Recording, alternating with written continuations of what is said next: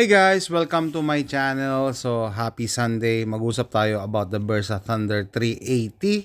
So, without looking online, hindi ako tumingin ng information about Versa. Ang isi-share ko sa inyo yung aking personal na kaalaman bilang nagmamayari ng Versa Thunder 380. Okay, so without further ado, binili ko to used sa pawn shop. So, before anything else, dapat alam nyo yung batas kung nasaan kayo. Know the laws. Okay? Kung nasaan kayo. At ang batas sa Pilipinas, RA 10591, ay hindi yan applicable sa buong mundo. Okay? So, ang ibig ko sabihin, just because sakop ka ng RA 10591, yung mga ibang bansa RA 1059. Hindi. Okay? So, yun lang. And, safety check muna tayo.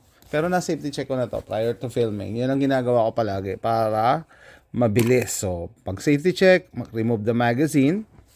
Teka, tama ba yung lighting?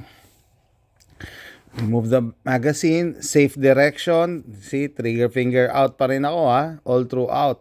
Hindi yung nagki-clear ka, naka-insert yung daliri mo. Okay? So, rock the slide. Sabi nila, physically look. Dudot-dot mo, paano pag 380 maliit lang ang chamber. So, ayan siguro, ayan, makita nyo na yan, safe yan. Okay, so, binili ko to sa pawn shop, tapos yung binili ko yata sa pawn shop is, ito ba yun? Yeah, ito yun. Tapos, bumili pa ako ng, extra slide.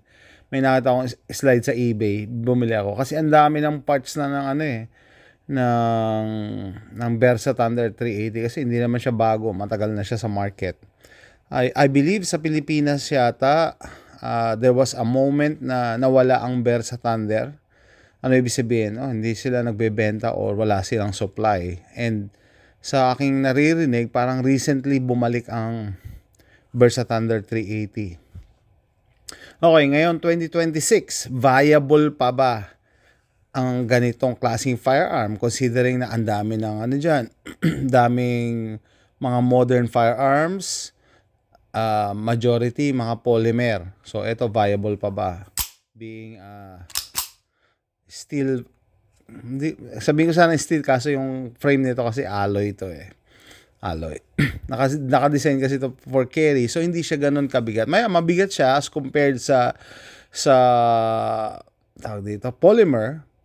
Pero compared naman sa all steel na 1911, mas magaan siya kasi polymer ang frame nito.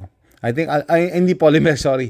Aluminum yata, alloy. Basta alam ko alloy ang frame nito. Aluminum alloy yata ang frame nito. Sabi ko hindi ako tumingin sa internet Sinishare ko lang. So, ito yung Versa Thunder 380. Kita niyo ang daming blemish kasi luma na to ng binili ko. Tapos tinanggal ko yung mga scratch dito.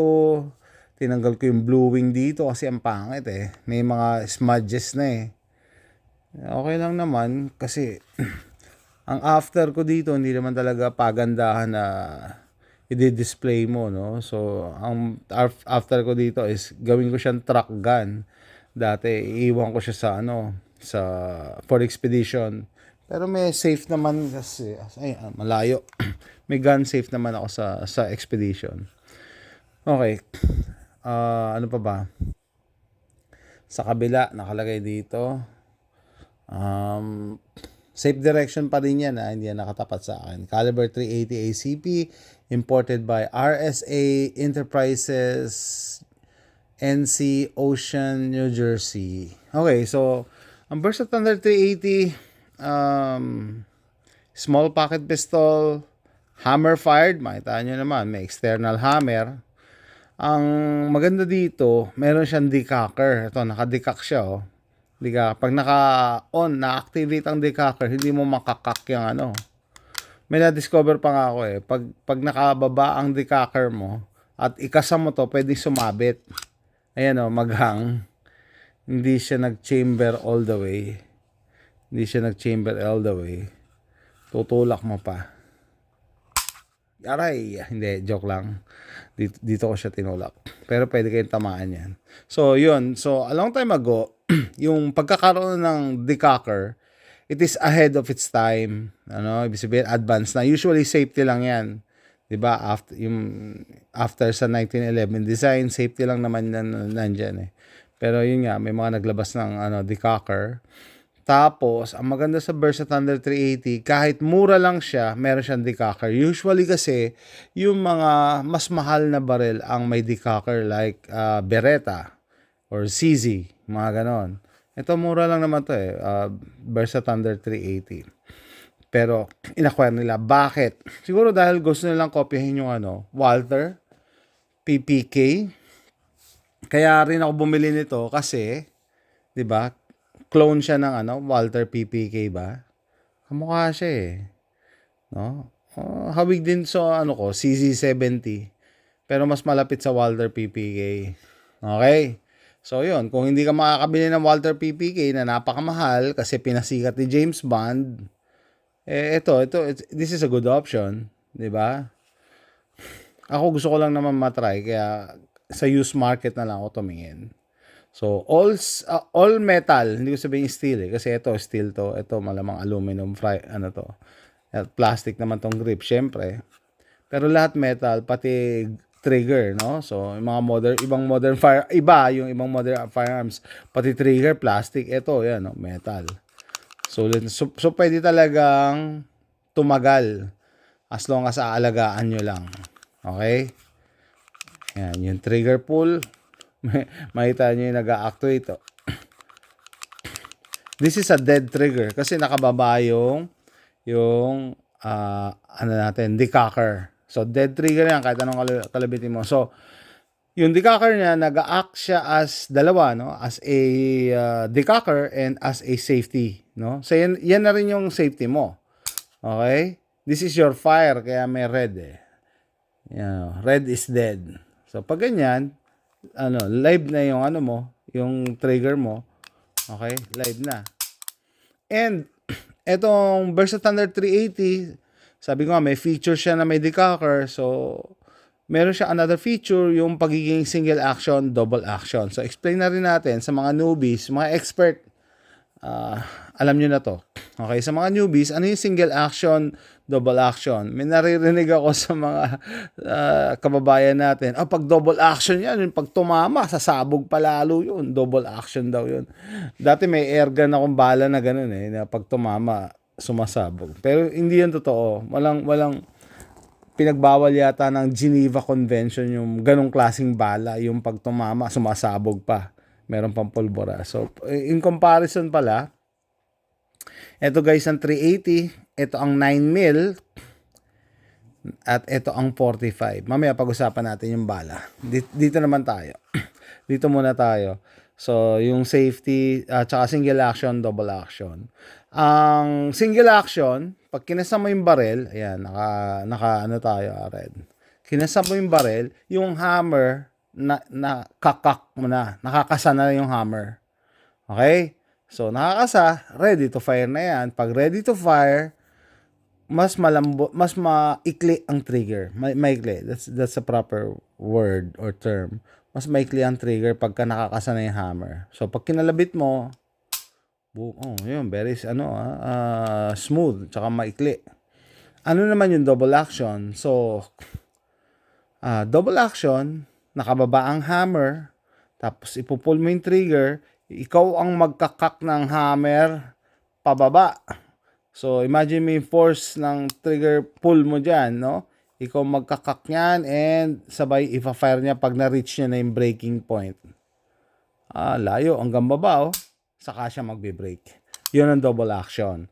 Okay, so, advantage, disadvantage, ang single action, sabi ko nga, ready to fire, mas maikli ang trigger, mas accurate ka kasi konti na lang yung pisil mo yung kakapisil mo, yung kamay mo, minsan mapapaganon pa o mapapaganon, no? Kasi nga, nanginginig ka na dahil mabigat, sabi ko, mabigat ang trigger pull nito, di ba?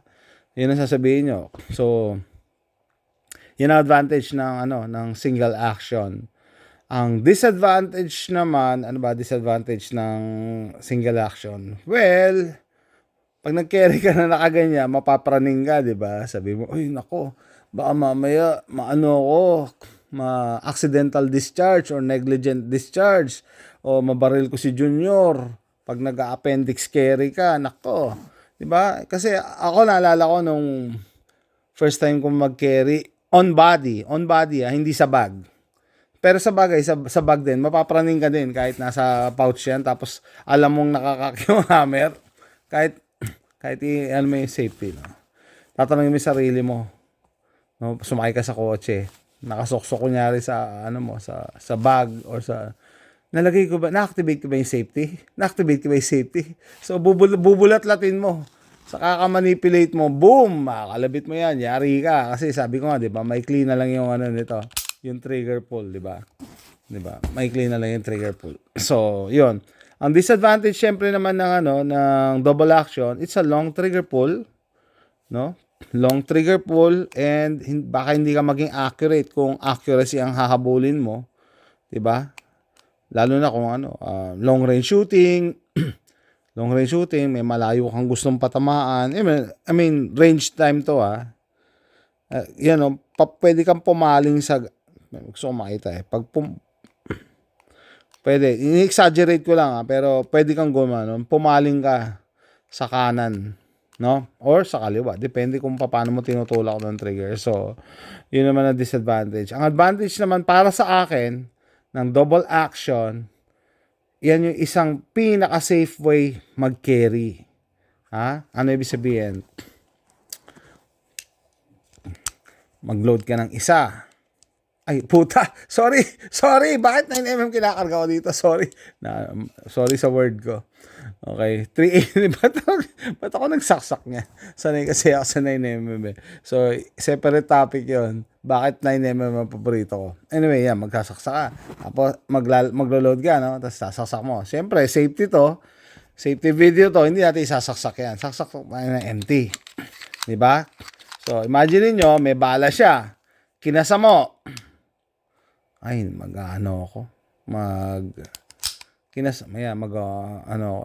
open chamber ako kasi blank, walang laman Anyway, so, kinasa mo. Kunyari, imagine niyo na lang na may load. Kasi hindi ko gagawin yun. Dito tayo sa bahay. Baka mag-accidental discharge ako, di ba? Di magdidiwang dyan yung mga kampon ni Hindi, joke lang. So, kunyari, na-load na, no? Na-load. Para sa akin, ito yung pinaka-safe na carry. Saka mo i-decock. Ibaba mo yung hammer. Sa 1911 or sa ibang mga hammer-fired pistol, para maibaba mo yung hammer, hahawakan mo to. Delikado yan May chamber load ka, hahawakan mo tapos pupull mo yung trigger. Pero sa Bersa, ibababa mo yung decocker. Narinig nyo na pumalo pero hindi niya tinamaan yung firing pin. Kasi meron siyang gap pa dyan. May gap pa yan. May space pa. May firing pin block ata to. So, ito, para sa akin, ito yung wag mo pala i-carry na nakaganito. Kasi, sa bagay, pwede rin, tama, ganito pala dapat. No? In times of emergency kasi, depende kasi, pwede mo i-carry na nakaganito, naka-safety ka, kaso decocker yan baka mamaya pag emergency kakalabitin mo na, you have a dead trigger. So, make sure i-activate mo yung barrel mo.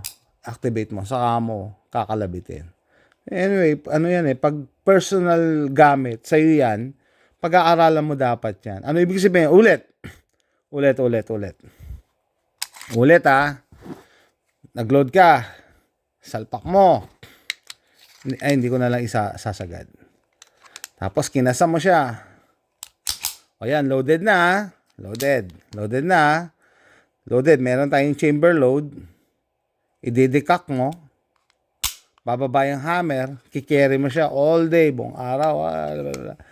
Tapos, sabi example nga, yung na-barrel daw yung sarili na vice mayor. Kasi nagmamadali siya, nahalongkat niya. Talaga? Talaga? Nakalabit niya, tapos nakatapat pa sa kanya. Hindi ako, dito ako sa gilid. Natapat niya pa talaga sa sarili. I don't know. Anyway, so imagine niyo pag nakababa hindi ka, kung may kung ang hula ko kasi daw yung barrel niya, hammer fired, hindi daw Glock hindi Glock So ngayon, dead trigger yan guys. So all day, pinaka-safe i-carry yan na nakaganyan. Pero naka-chamber load ka. Ang advantage, hindi ka na magkakasakasa. manood kayo ng active self-protection, marami kayong matututunan kasi mga actual footage ng mga encounter yon eh. Sabihin nyo na, uy, ginawa ko sa range, ang bilis ko lang naman magkasay. Pag may nakatutok sa'yo na barel or may mga patakbo sa'yo na may kutsilyo, matataranta ka magkasama, maniwala ka, matataranta ka, baka madulas-dulas pa yung kamay mo. So, yun ang advantage kasi naka-chamber ka na. Iaano mo na lang yung safety mo or yung decocker mo, a-activate mo na lang na ganyan, tapos makakalabit mo na yan. Mauubos mo na yung magazine yan, di ba? So, para sa akin, isa sa pinaka-safe na pag-carry. Okay? So, there's another way to carry, double action, single action. Parang sa 1911 style, insert mo yung bala mo na may magazine. Hindi ko sasagad para hindi ako yan. Tapos yung iba, safety. Sorry.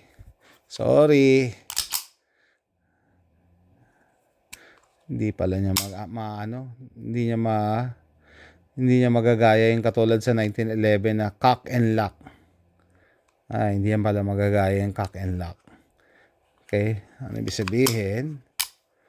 Hindi niya magagaya yung cock and lock oh. Kahit kahit silip lang yung red, active pa din. Sorry, di ko to ginagamit Active pa. Kailangan talaga i-decock mo to make the trigger inoperable. Okay. So, okay, scratch that. Hindi mo siya pwedeng gayahin. Hindi naman kasi ako nagki-carry ng ganun, no. Na naka-safety lang tapos naka-abang yung hammer. Sa 1911 pwede. Pwede sa 1911. Pero sa mga ganito, sa Versa, tsaka yung mga other double action, single action, naka-hammer down talaga ako. Hammer down. Tapos, pagka puputok ka, boom, boom, boom, boom. Ganun. Okay, so, sorry, hindi ko tignan ko, abot ko yung 1911. Sandali. Natin kung abot ko yung 1911. Ay, hindi ko ata.